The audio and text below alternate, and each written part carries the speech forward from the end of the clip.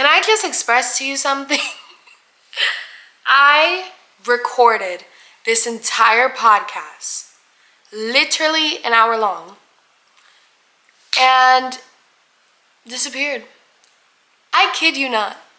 I kid you not. And you know what? I am coming back full force. You know, any other day, I would have been livid. And we're here. Because you know what? We're back. You know why? Because our God is a God of second chances. Come on, if you believe God's love is true, then you should know what you should do. If you believe God's love, you know? That is where I'm at right now. Because I can't stand it. Guys, I'm back. Hi. It is Growing in Truth podcast, your host, Diamante. You know, I maybe took several months to get here, but we're here. Because why? I'm just kidding. I'm not gonna cue Veggie Tales again, but I should. Anywho, I can tell, my goodness, I can tell, with the amount of opposition that's coming against me today, how much the atmosphere that is around us does not want this podcast. But I'm releasing it. And you know why? Because I stopped running. Yay! Guys, that is literally what I'm here to talk to you about today, is I stopped running. And that is a genuine celebration. And before I get into anything, we need to invite the Spirit of God here. Although He's been here, I need Him to also be with you. You know what? He's probably already been with you. So let's unite. So please pray with me. Father, we thank you. There's simply nothing more I can say but thank you. Thank you for working in my weakness. Thank you for being abundant in your grace and your love. Thank you for just who you are, God. Father, in this moment, I pray that you not just protect this podcast, protect this word, but I'm asking that you just move in our midst. Whoever is listening, I ask that you are able to comfort, surround, uplift, and encourage them closer to your presence, God, based on our topic today. May they be able to hear my story and be inspired to just be closer to you, God. I ask for a sound mind. I ask that everything within me be able to be submerged in your presence, because I know that it's only by you and for you. So let me worship you through this moment, God. I love you. You know that we love you. And we simply ask that you open our mind, open our heart, open our ears, allow us to just hear you wholeheartedly. We love you, we honor you. And in Jesus' beautiful name we pray. Amen. All right, guys, so today is the first day in over a year that I have recorded.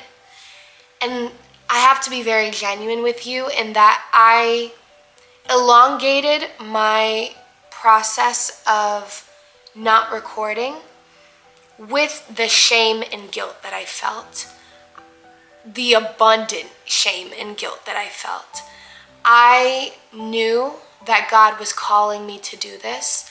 I knew that He was the one that was calling me closer to be able to put my heart on a platter and give it to you guys. And that is the point of this ministry. But because of the cost of that, a cost that I did not evaluate, I grew very weary quickly.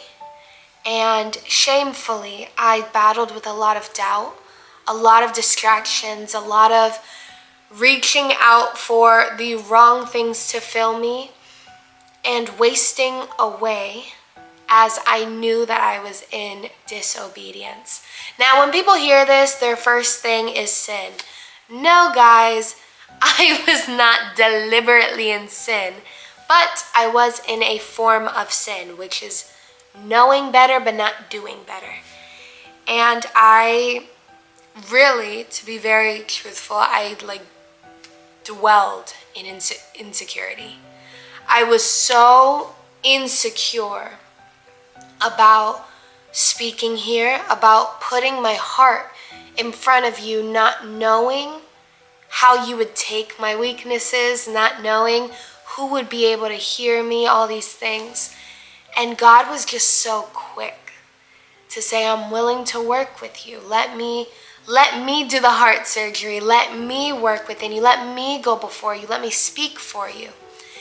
And that's something that it took me a while to grasp, is my weakness is absolutely visible when it's put on display, when my heart is put out there.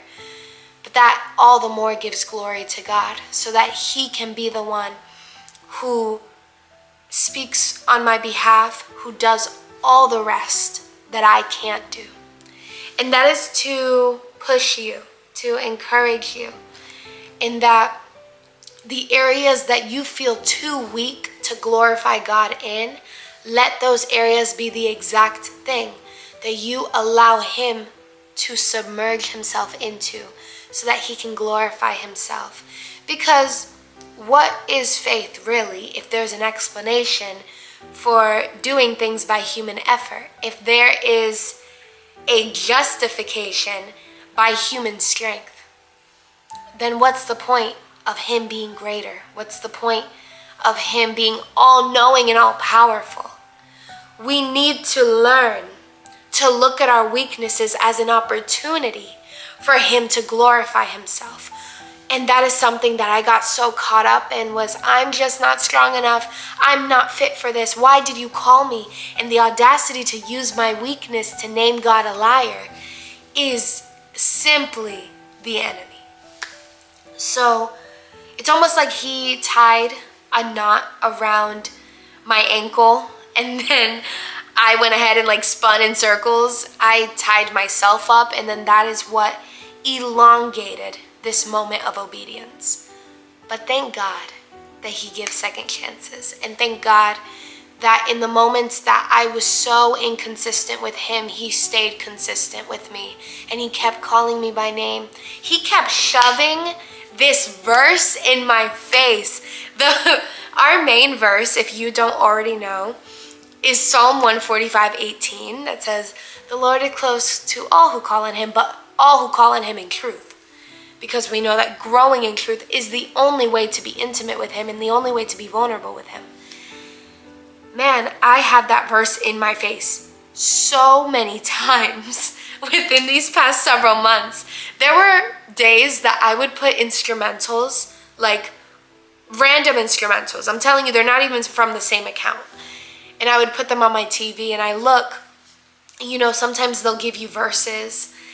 And I look, and I didn't even expect it. It just says Psalm 145:18. I'm like, you're following me. And that is what God does out of His mercy, because He knows that moments like this will come, where you finally submit yourself to what He is asking of you. And then you're able to be in victory. So, yes, I stopped running. And when I say running, I want to be clear that I was utilizing things to run from being obedient to His voice, utilizing escapism, utilizing distractions, brain rotting myself to death, and allowing myself to be dictated by my emotions. All of this slowed me down in a way that I just stopped. That I kept following Him because, I'm so embedded in ministry in my church. I work at a Christian academy. I'm literally surrounded in a pastoral household. I'm so embedded in places that have God's presence. So rooted there. But then I was in the state of mind that I was in, which was feeling so unworthy and feeling so far, yet knowing what I have to do. And that's what I want to speak to today. How to stop running. Knowing that you don't need a sign to stop running. Just stop running. And the time in between that it takes from the call to obedience. And alongside all this, what is it that I was using in order to entertain myself within my running from God? So I want to start today with escapism. I think escapism in our culture is so just normalized. Everywhere we look, people are escaping. And I think we're all in this very common ground that we live in a reality that we simply don't want to live in. Like, the reality of this world is so disheartening and sorrowful and broken that even the non-believer can fully agree with this. Like, oh, what a horrible world we live in, that like it's come to a point where it's so selfish and everything is just so broken, so many systems are broken, that everyone's trying to escape. Now let me tell you right now, it is good to escape. The escape is good. Because why would we want to be in this reality for real? Like, why would we want to be attached to this reality? It is good that we want to escape. Now, where we escape to will either break us or fill us. Now, I can say, fully admit, that my escape was brain rot. Like, brain rotting to an extent that was making me feel lifeless. Like, I was so codependent on social media and certain, like, just technology in general, like TV and everything. I was so desperate for those things to give me rest that it felt exhausting to even be in that rest. Like, I was being pulled so often to escapism that even the escapism was making me want to escape somewhere else. And that's how you know that it's not filling you. That's how you know that it's still breaking you. So we want to evaluate where we are escaping to, because the places that we escape to matter, because those things determine who we become.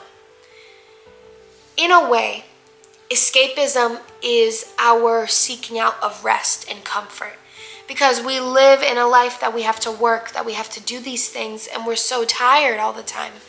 And I can say, in my relationship with God, I was escaping from Him, knowing that I can't really escape from Him, because every aspect of my life has Him embedded in it.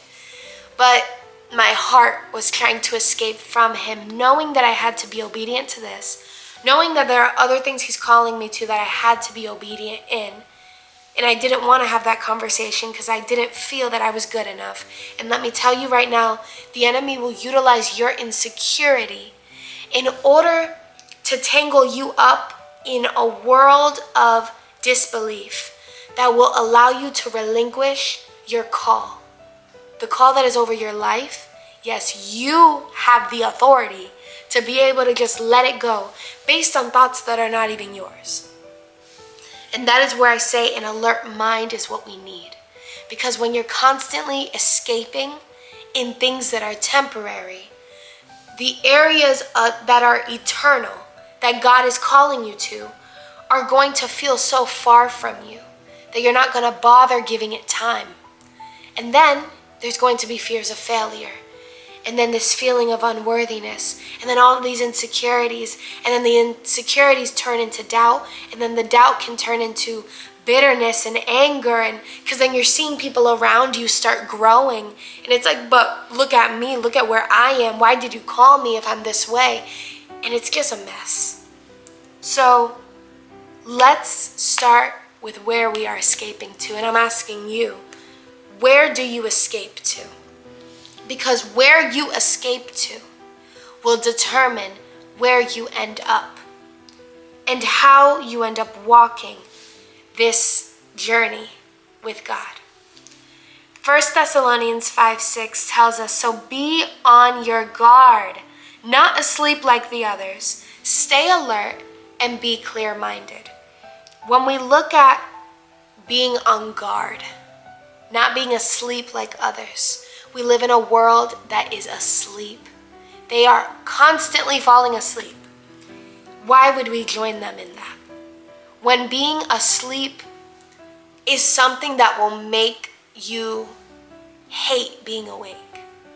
Like, I noticed that when I was in my disobedience, being constantly asleep, craving the brain rot, the minute I had to be active in something, the minute I had to be sober-minded in something, I was so disheartened. I was so inconsistent. I was so faithless. And I lacked every bit of fruit that made me who I am. Who I am known as is a joyful, loving, peaceful person. I wasn't able to be that. And when God was calling me to these sober moments, very sober interactions, divine connections that God does, because even in His mercy, He will send moments for you to realize, hey, you have to wake up. And in that divine mercy, I would have moments where I'm like, wow, I'm so far. I want to go back to the escape. But then being in the escape was exhausting me, because then I really was tired of being on my phone for so long, and I was tired of just being so submerged in things that are meaningless. It felt like chasing the wind. And I was having my little Ecclesiastes moment. You have to guard yourself. What are you escaping to? What are the things that are slowing you down to a point where you are just stunted, that you can't move, you're frozen? That is what has to be evaluated in your life. When you are so exhausted and you are overwhelmed by all these emotions, where are you turning to? And what are you giving your time to? Those areas of escape will not give you rest if they lack the presence of your Father. God has to be in it in order for it to mean anything. We look at 1 Peter 1:13, and I love this verse. In New King James Version, it says, gird yourself, and I have such a connection to that word, gird. But in this version, it says, prepare your minds for action and exercise self-control.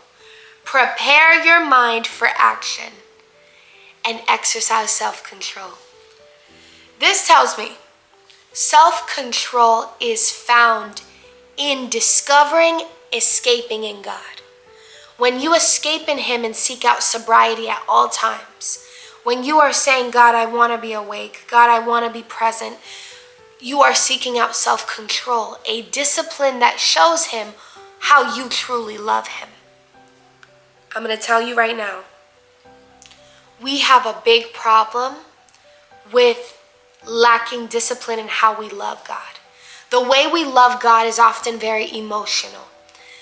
So when we surrender, our emotions are embedded in our surrender, and we end up giving God half of ourselves in a moment of surrender, when He Himself is saying, prepare your minds for action. So when we are surrendering to Him, when we are taking up our cross every day, when we're saying no to ourselves and saying yes to Him, we are exercising self-control and showing alertness. I lacked this. My goodness, I did not know how to suffer for Christ by being in self-control. I was very used to just loving God with my words, with pretty words. I was used to loving Him by pleasing Him through little acts of obedience, but I wasn't willing to give Him my all. And it is not until you give Him your all by saying, God, I will be sober-minded. God, I want to be alert. God, I want to gird myself in you. When you gird yourself, you quite literally guard yourself like this. It's firm. It's constant. When you are willing to do that for Him every day, that is a genuine love. And when you have a genuine love, you won't want to run from Him. So I urge you to be able to remain alert. Remain clear-minded. Do not be asleep like others. Do not chase these mindless acts that cause your days to feel like you are just surviving day by day. You want your days, knowing that our days are not guaranteed to us, knowing that this is all a gift from God. Time itself is a gift from God. So why are we just surviving? Why can't we live in it wholeheartedly? So that was just one area that was really getting to me, was escapism. I was escaping every day away from him, feeling purposeless. And then on top of that, my emotions were greater than my conviction. Why?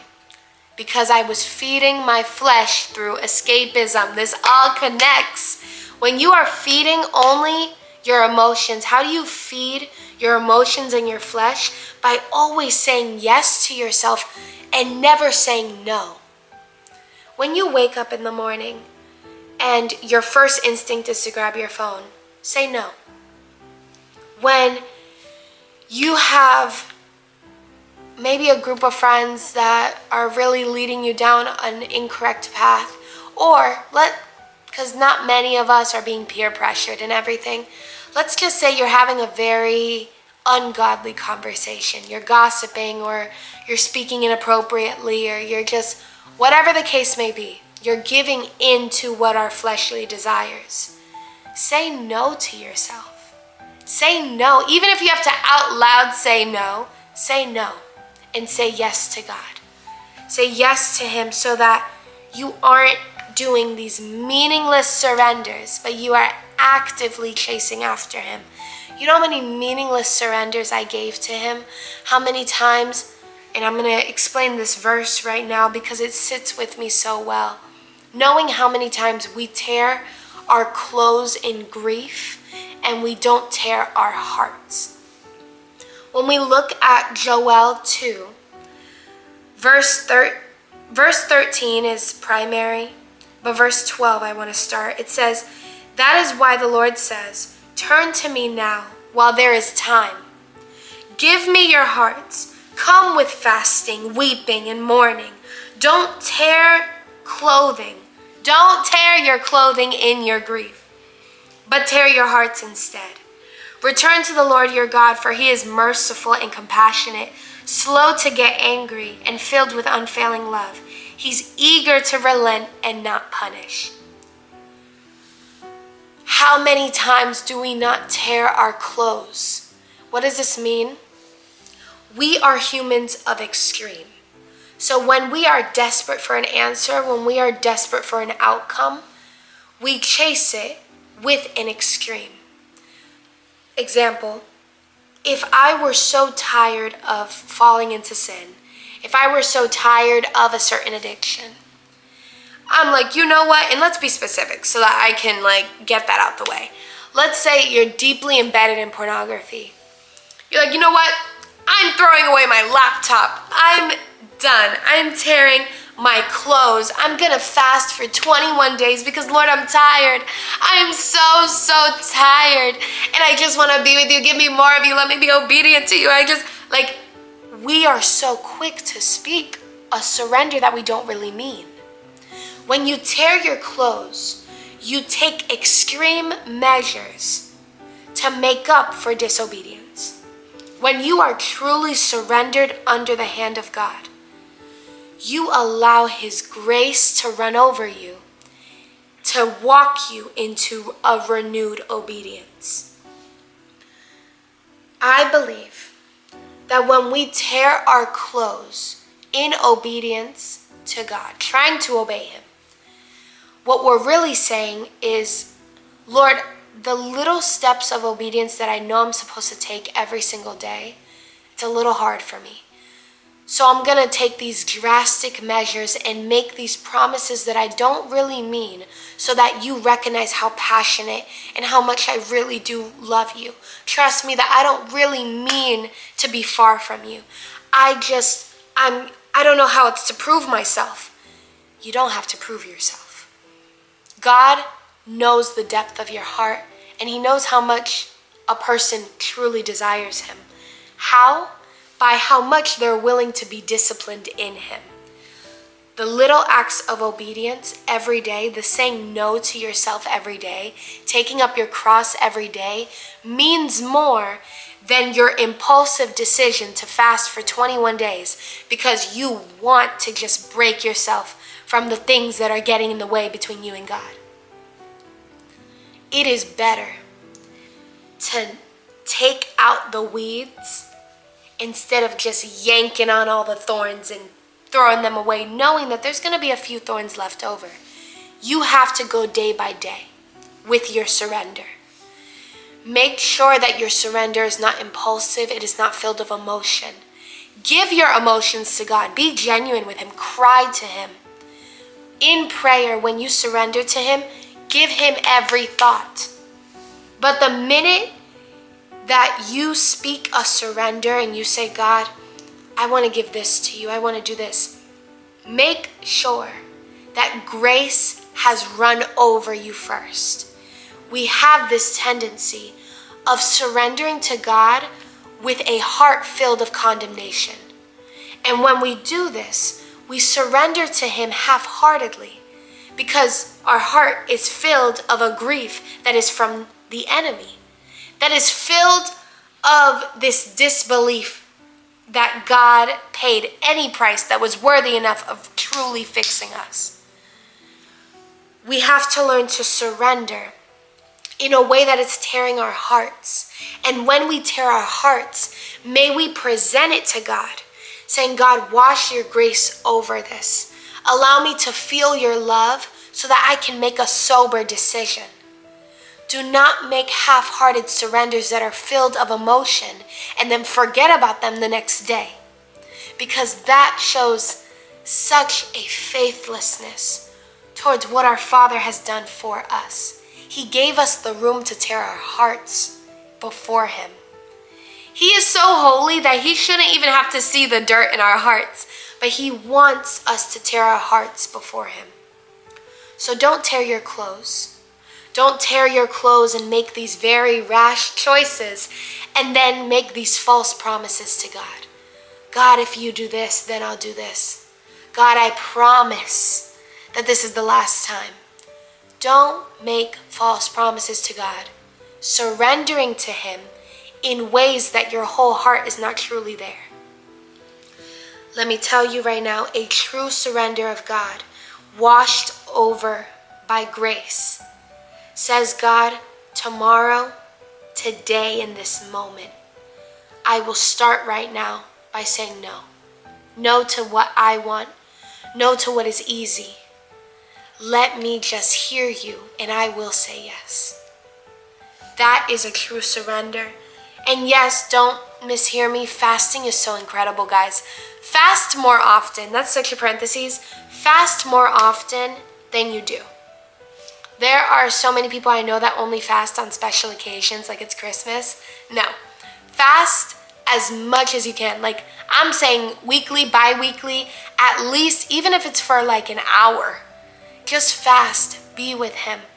Shut down the power of your flesh and make your surrender something that is filled of intention.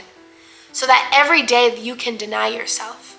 Every day you can say, yeah, no, I'm walking by God's will, not my own. I'm tearing my heart for him, making my surrender permanent, making my surrender intentional.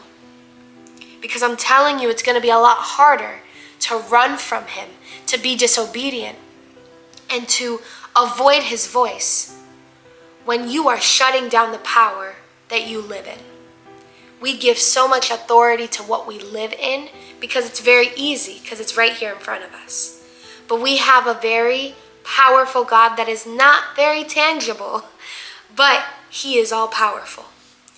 So if we tear our hearts before him and we surrender in a way that is genuine, we will find him and we will be able to stop running and receive a sober mind, allowing our conviction to be greater than our emotions. Our emotions cannot lead us anywhere. It can help measure where we are, but it cannot lead us anywhere. So do not let your emotion be the dictator of your surrender, but let your conviction lead you to a daily surrender that will root you deep within the faith that you have with your Father. Now this verse in Galatians 5 is so, like I read it and it's like I want to do a flip.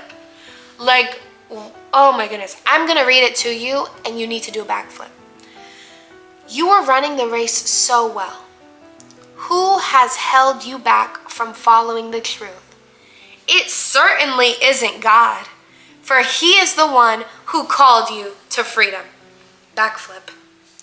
Because what? Oh my God. It is literally our own fault, guys. It is our own fault. How many times do we stop running the race because we're not looking at the truth? What did Jesus say? He's the way, the truth, and the life. That means that He reveals the truth to you, the truth that you don't even see, the truth that is within your heart that you're just so blinded by this world and blinded by everything around you. He is the one that is the truth. So there's like two meanings here, because it says, who has held you back from following the truth? Jesus. But then also, who has held you back from just following the truth, which is the word? When we look at the truth, it is our freedom. When we walk in truth, growing in truth, we are set free.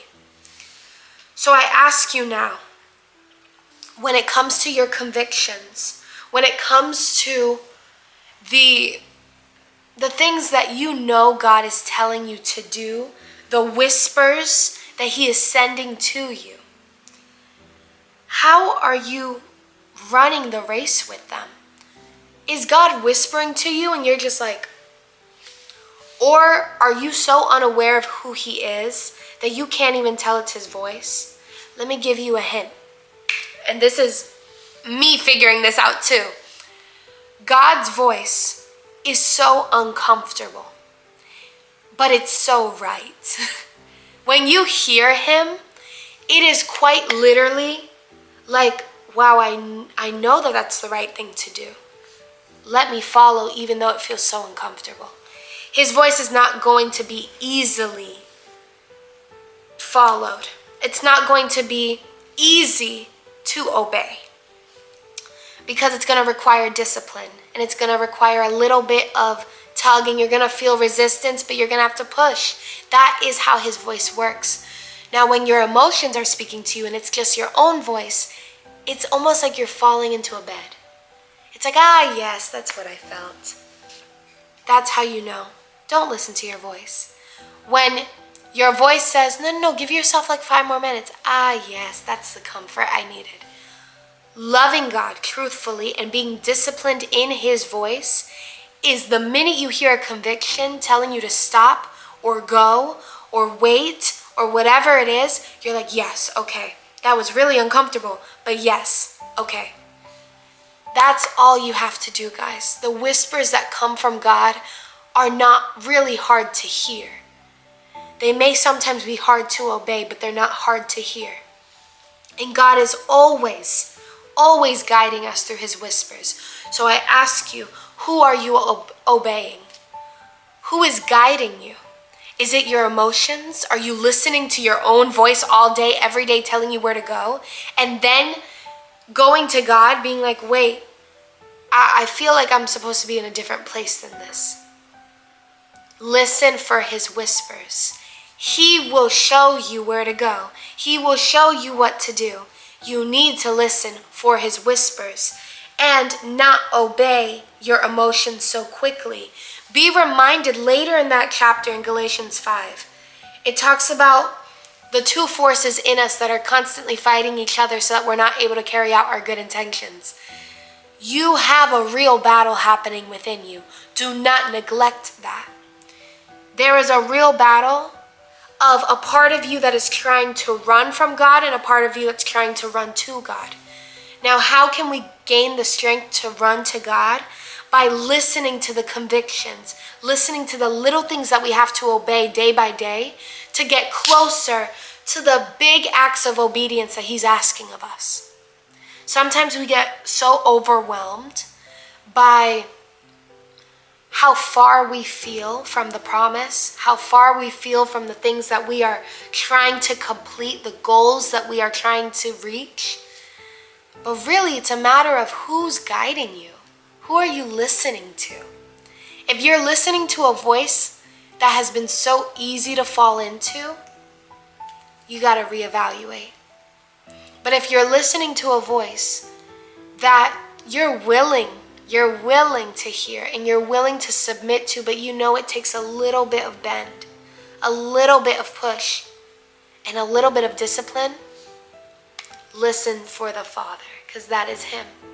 And that is the Holy Spirit within you, who's always groaning for you, always groaning on your behalf. So these two areas were the areas that had me caught up for so long, because I fully admit to you, time can be so discouraging. There's a moment that you get called, or a moment that you find God, or a moment that you fall in love with Him, and all these aspects of your relationship with God, that you're solid, right? A moment that He tells you to do something. And then there's the moment that you actually do it, or the moment that you are actually solid in Him. There's time in between that.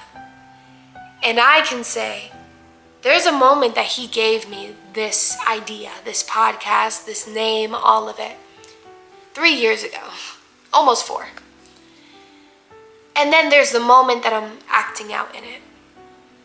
I tell you this and admit this to you, to give a little bit of grace to the discouragement of disobedience.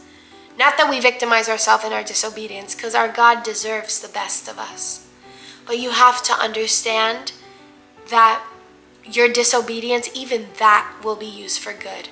When He says in His word that all things will be used for His glory, that He will make all things turn to good, that means even your wrong, even your bad, even your waste of time will be turned for good. Because it will be a lesson for yourself or others. It will be something that molded you. I can say, if I acted out in this promise when I first received it, it would have been so premature, and I would have said so many things that I should not say. So I'm thankful for this time that it took me. But there is no justification in remaining in disobedience because time has elongated itself. Do not elongate your disobedience out of shame and condemnation. That is where we go back to allowing grace to reign over your decision of surrender. That when you finally tell God, God, I'm done running, let your surrender be genuine by submitting it in grace, by allowing Him to speak life over you again. Because we are going to feel conviction. We're going to feel, man, I did this wrong, and now I'm going to have to do this way, and I'm going to have to renew my ways in this, and I'm going to have to renew my mind in this. And it's going to be so much discipline and correction that the petty side of us as humans might want to stop everything and say, you know what, I'm just not good enough, let me just give up. Or we might walk away from the discipline, or whatever the case may be. But we have to recognize that, yes, we can receive discipline, but the minute you receive discipline, go read Hebrews 12 and receive His love. Receive the discipline of the Father, but then remember that that is how He loves. And then receive His unfailing grace and love. And allow Him to reign over you so that it can be a permanent moment of transformation. Now, my last area, and man, this is, I think, kind of the most convicting for me, because how selfish. This is what kept me running, and I kept running and running, is that I was impatient while being disobedient. The audacity of us as human beings to be impatient in our disobedience, to receive the outcome of our disobedience, but then be impatient with God. To say, God, I know you told me to do this, completely avoids the conversation, because I'm telling you, the amount of times that God was like, sit down with me, come on, let's talk about this. And I'm like, yeah, anyways, so I'm waiting on this. And God is like, but wait, I told you to do this. And I'm like, I know, but I'm asking you of this. What? Learn, one, you are not obligated to any promises that God has given you. Those are promises, they're gifted to you. They're so filled of mercy and grace because truthfully, we don't deserve these incredible things that God has for us. So remember that. But then also, be aware that your disobedience is not something that God deserves. So in the midst of being impatient because you have certain desires, remember what your Father is deserving of. That His desire is that you desire Him. His desire is that you utilize the grace that He has gifted you to draw nearer to Him. So who are we to run from Him and then be impatient with the things that He's promised us? I want to read Psalms 106. And it's crazy because it's reflecting the weakness of us as humans. And it's just this one moment that I want to kind of debrief with you about, because we're talking about Moses and how he had to really step in between God and God's chosen people because, well, they were just in the mood to complain, but they were being disobedient. And it says, the people refused to enter the pleasant land, for they wouldn't believe His promise to care for them. Pause right there. Oftentimes, when we are disobedient and we are impatient in our disobedience, and God is giving us a way to discover Him again, to be renewed again, to receive a promise, it is up to us to trust that the promise will care for us. Because we can't expect ourselves to just go into the promised land if you don't even trust the one who made the promise. Don't tell God, God, I want your promises. I want all the things that you have for me. But you don't even believe that His promise will care for you. You have to trust in His promises. It says, instead they grumbled in their tents and refused to obey God. So because they did not think that the promise was even really good enough for them, the promise was not to par. Is that the term? Is not like subpar? I can't use that vocabulary. It was not up to their expectation. So because of that, they didn't believe that it would care for them. So they grumbled in their tents and they disobeyed and they refused to listen to Him. How many of us are refusing to listen to God? Looking at the promises that He has for us, saying that doesn't meet my expectation. And then you're blatantly disobedient to Him.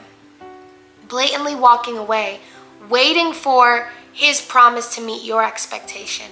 Knowing your expectation is not going to surpass the weight of glory that's within His promise.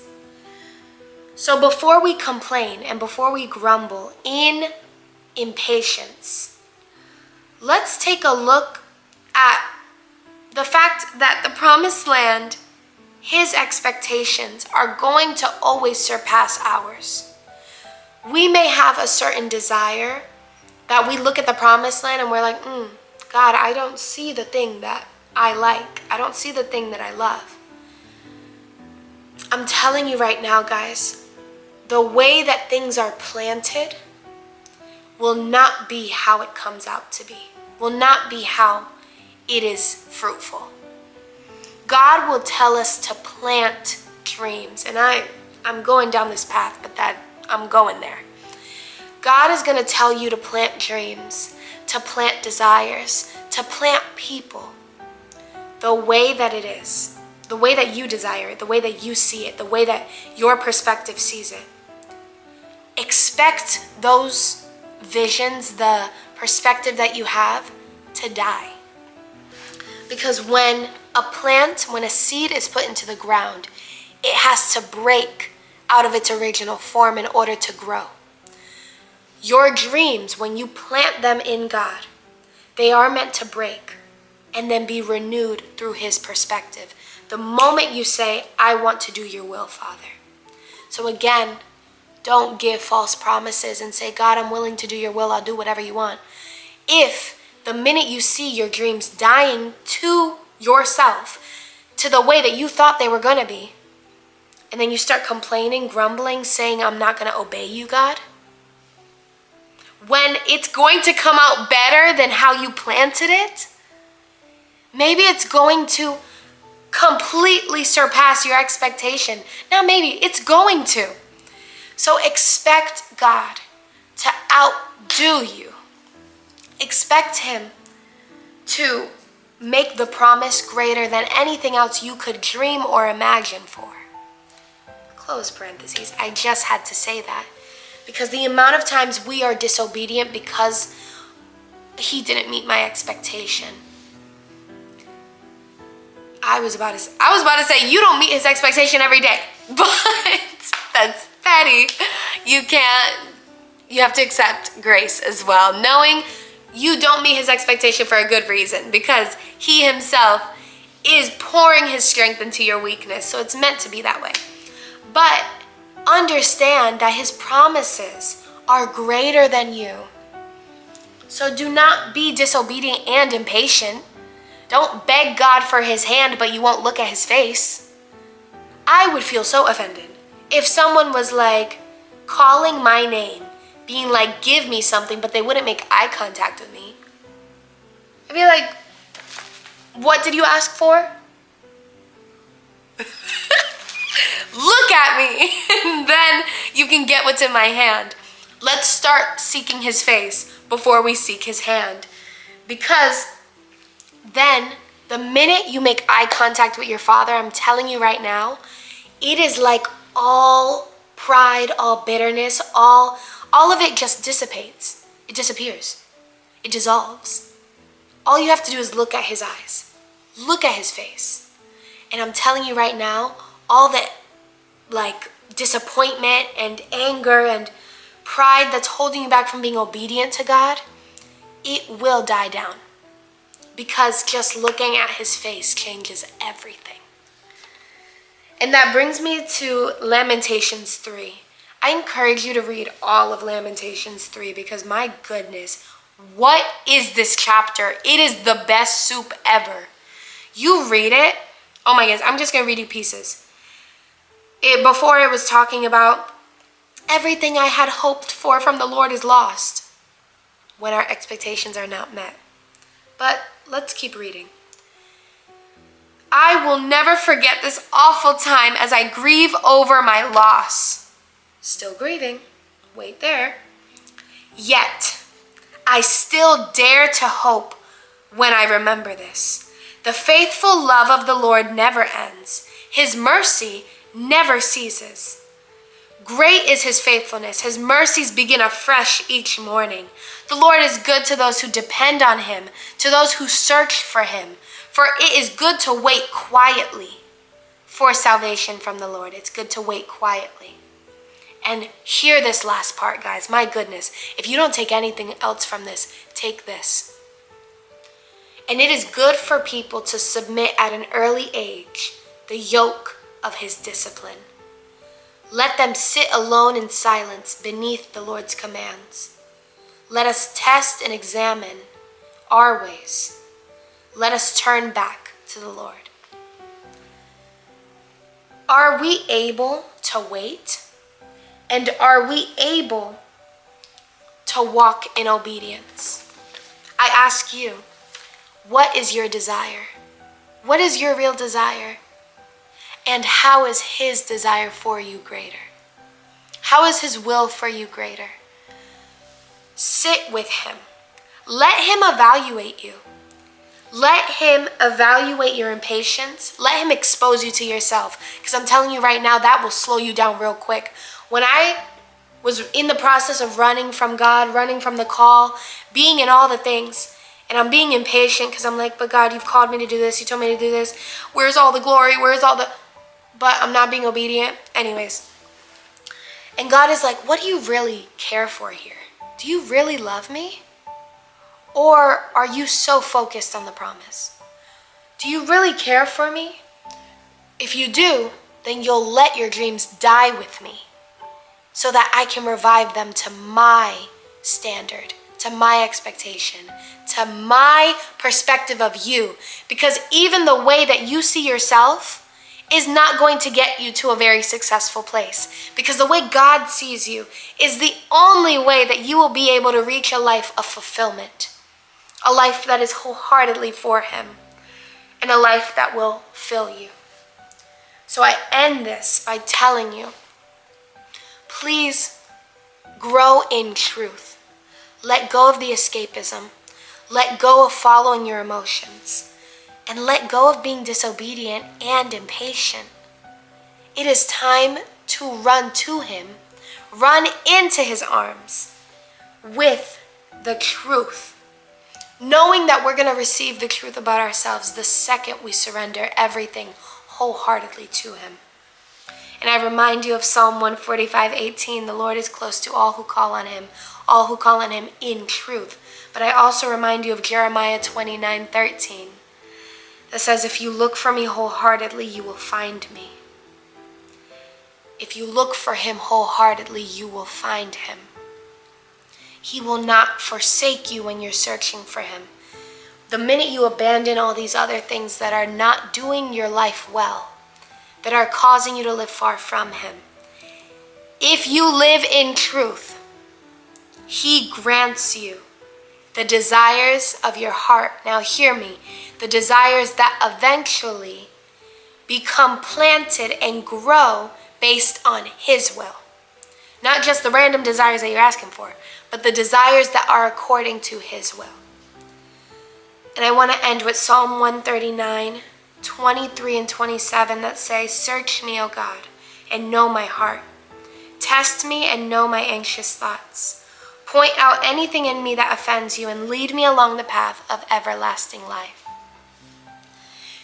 If you want to stop running, like me right now, if you want to stop running, let yourself grow in truth. Be honest. Be honest about your thoughts. Be honest about your emotions. Give Him access to what you're really thinking. Tell Him where you are, because the greatest sin of everything, that is why I think about James 4:17, when it says it's a sin to know what to do and still not do it. It's all based on this one thing that we do as humans, which is we're not honest. We're not honest about our evaluations. We're not honest about our awareness. We're so good at being aware of ourselves, but we're not good at carrying out that awareness and creating it into wisdom. We don't let our knowledge become greater than what it is, knowledge. We know about God, but we don't let it transform us. We know who He is, but we don't let Him lead us. We do all these things and we waste so much time knowing better but never doing better. And God is calling us to grow in truth. That means telling Him honestly where you are. Don't be like Adam, who committed sin, and the minute God was like, where are you? He's like, I don't know. No. Be like Eve. I know we down talk her. I get it. Like, she created all this stuff for humanity. But I'm telling you right now, her honesty is what we need. To be able to hear from God, where are you? And to say, God, I sinned. God, I fell again. God, I have these doubts in my mind. God, I'm fighting. I'm trying. Don't try to prove yourself to Him through these very meaningless surrenders, but be honest with Him. Tell Him wholeheartedly where you are. And in every moment, I've learned this, and I've been doing this. This has helped me in my consistency with God and in prayer. Is every moment of every day, I'm telling you, almost hourly, and that's my full honesty, almost hourly, I'm like, God, where am I? That's all I ask Him. And I have it just like as a reminder, because, us humans are so crazy in our memory. We really forget. If you can see, I have it as a reminder right here. It says, where am I? I look at my phone and I'm like, God, you know what? That's right. Where am I? Tell me. Let him speak the truth about you to you. And I'm telling you, you won't want to run anymore, because in him, you will find freedom. Remember, no one else is stopping you from running this race. It is only you. No one was stopping me. It was only me. And by his grace, I'm here again. By his grace, I'm renewed. And by his grace, I'm able to say, run back to him, knowing that he will renew everything in you. His mercies are amazing. His mercies are incredible. Read Lamentations 3, I'm telling you. And although it seems like it's just about lament, it's not. It's a reminder, a beautiful reminder of who our Father is. So I thank you guys for being here. Thank you for being on this journey with me of coming back to God, of letting go of everything that was slowing me down. Slowing down, definitely slowing down to be in his presence, but no longer being too stunted that I fall away from him. So please, I urge you, remain with him, hide within him, and allow his presence to follow you, guide you everywhere that you go. And be honest in your evaluations. Tell him what you really need to let go, and he will help you. No matter how impossible it feels, he will help you. I'm praying for every life that is in this camera. Are you inside the camera? No, you're not. Every life that's listening, I'm praying that you wholeheartedly encounter him and that you feel the weight of his mercy, because he is a beautiful God. I love you guys. I love doing this. I love to be back. And I'm declaring that I'm back because I'm not faltering again. We're here to stay because I am vowing to break myself every day in order to grow in truth and reflect that unto you. So I will see you guys in the next episode.